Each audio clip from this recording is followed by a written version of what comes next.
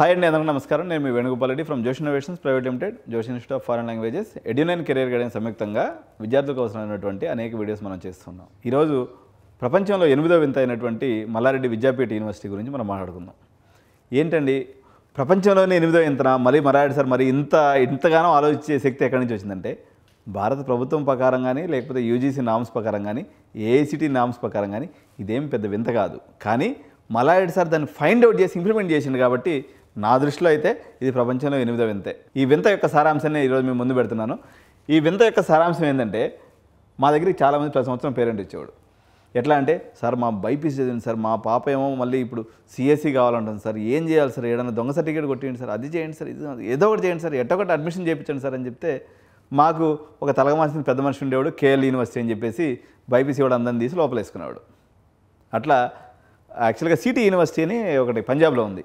మన వాళ్ళందరూ ఈ బైపీసీ పిల్లలందరినీ అవకాశవాదంగా తీసుకొని ఆ సిటీ యూనివర్సిటీ వాళ్ళు ఒక రౌండ్ అయితే 200-300 యూనివర్సిటీ అడ్మిషన్లు ఎత్తుకుపోయేవాళ్ళు ప్రతి సంవత్సరం. గత సంవత్సరం దీన్నంతా ఫ్లేవర్గా చూసినటువంటి మా అరోరా రమేష్ గారు కొంచెం ఒక అడుగు ముందుకేసి నేను కూడా బైపీసీ పిల్లలకి ఇస్తానని చెప్పేసి బైపీసీ పిల్లలను కూడా ఇంజనీర్స్గా చేర్చుకునేటువంటి అవకాశం జరిగింది.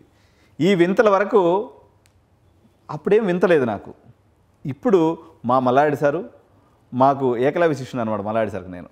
దాని ప్రకారంగా ఏంటంటే ఆయన తీసుకొచ్చినటువంటి ఎక్కడ పట్టుకున్నాడు, నేను కూడా రోజు పుస్తకాలు తిరిగేస్తాను కానీ నాకేం దొరకవు, ఇట్టాడు జీవోలు కానీ ఇట్టాడు, ఆయనకి దొరికినాయి. ఈ దొరికిన దాని ప్రకారం మనం గమనిస్తే నువ్వు సిఈసి చదివినా, నువ్వు హెచ్ఈసి చదివినా, నువ్వు ఎంఈసి చదివినా, నువ్వు బైపీసీ చదివినా కాదు, పేర్లొద్దు, నువ్వు ఇంటర్మీడియట్ ఏది చదివినా సరే నా యూనివర్సిటీలో నువ్వు కోరుకున్న బీటెక్ చదువుకోవచ్చు.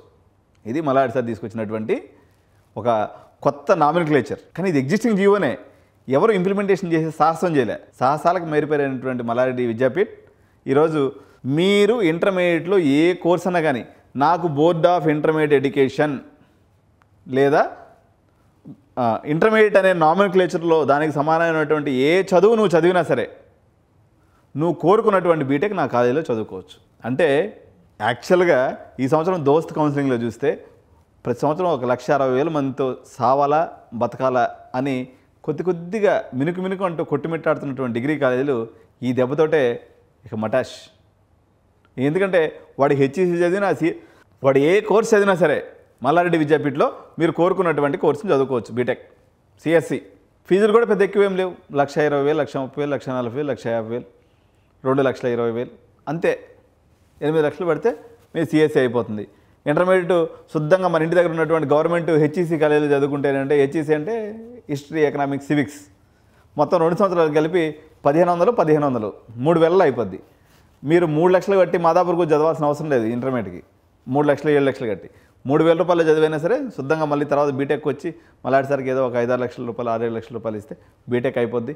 హ్యాపీగా మీరు అందరూ కూడా హైటెక్ సిటీలో సాఫ్ట్వేర్ జాబ్స్ చేసుకోవచ్చు అని చెప్పేసి మల్లారెడ్డి సార్ మాట.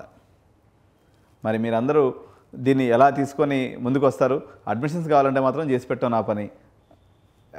నాకు తెలిసింది కెరీర్ కౌన్సిలింగ్ జాబ్ కాబట్టి మీకు నిజంగా అడ్మిషన్లు కావాలనుకున్నట్లయితే మల్లారెడ్డి విద్యాపీఠలో మీరు ఇంటర్మీడియట్లో ట్యాగ్ లైన్ ఏం చదివినా ఒకటే, మా ప్రపంచ 8వ వింతలో వచ్చి మీరు చదువుకోవచ్చు అని చెప్పేసి మీ అందరూ కూడా తెలియజేసుకుంటూ థ్యాంక్ యూ సో మచ్. జై హింద్.